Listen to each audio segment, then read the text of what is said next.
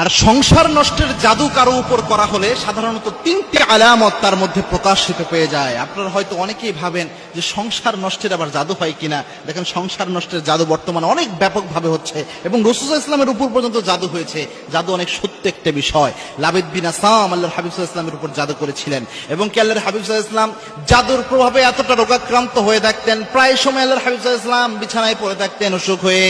আবার আল্লাহর হাবিব সাল্লাল্লাহু আলাইহি ওয়াসাল্লাম নামাজের যখন সূরা পড়তে দাঁড়াতেন অনেক সময় সূরা ভুলে যেতেন, প্রায় সময় এক একটা জিনিস আল্লাহর হাবিব সাল্লাল্লাহু আলাইহি ওয়াসাল্লাম ভুলে যেতেন। অবশেষে জিবরাইল আমিন এসে জানালেন, ইয়া রাসূলুল্লাহ, আপনার উপর জাদু করা হয়েছে। লাবিদ বিন আসাম তার উপর জাদু করেছিলেন। সুতরাং জাদু একটা সত্য বিষয়, আমাদের উপরে যে কেউ করে ফেলতে পারে।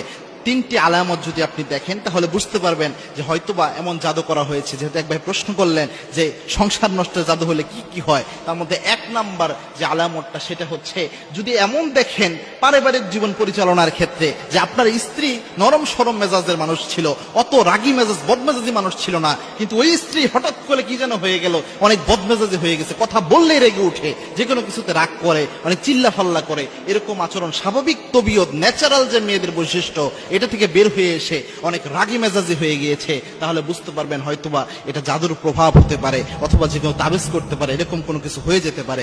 দুই নাম্বার, যদি কোনো স্ত্রীর মধ্যে এটা লক্ষ্য করেন যে ওই স্ত্রী আমলে নামাজে বা যে কোনো আমলে কোনো আগ্রহ পাচ্ছে না অথবা স্বাদ পাচ্ছে না কোনো কিছুতে, এরকম যদি হয় যে নামাজ পড়তেছে, নামাজ পড়ার ক্ষেত্রে উদাসীনতা তার মধ্যে কাজ করে, অনেক সময় নামাজ কাজা করে ফেলতেছে, অনেক সময় নামাজ যে পড়ে সে বলতেছে নামাজে কোনো স্বাদ নাই, অথবা কোনো মা বোনও যদি আপনি অনুভব করেন এই জিনিসগুলো আপনার মধ্যে রয়েছে, তাহলে বুঝতে পারবেন যে হতে পারে এটা একটা জাদুর প্রভাব। কারণ আলেমরা প্রেসক্রাইব করেন এটা জাদু হলে এই আলামতগুলো প্রকাশ পায়। তিন নাম্বার হচ্ছে যে যদি শরীরের মধ্যে অযথা কোনো ব্যথা দেখা দেয়, অর্থাৎ কোনো রোগ ব্যাধি নাই, আপনি চিকিৎসা করাচ্ছেন কোনো রোগ ব্যাধি বের হয় না, কিন্তু মাথা ব্যথা শরীর ব্যথা প্রায় সময় এটা দেখা দিচ্ছে, কিন্তু আপনি খুঁজে পাচ্ছেন না যে এরকম কোনো কিছু দেখা দিচ্ছে, তাহলে বুঝতে পারবেন যে আপনার উপরে জাদু হতে পারে। এবং জাদু হলে অনেক মেয়েরা এমন হয় যে স্বামীকে সহ্যই করতে পারে না, স্বামীকে দেখলে মনে হয় যে জম দেখতেছে, এরকম ভাবে ট্রিট করে। এরকম আচরণ যদি কোনো মেয়ের মধ্যে দেখেন তাহলে বুঝতে পারবেন জাদু করা হতে পারে। সেক্ষেত্রে কয়েকটা আমল রয়েছে, বিশেষ করে আয়াতুল কুরসির আমল তো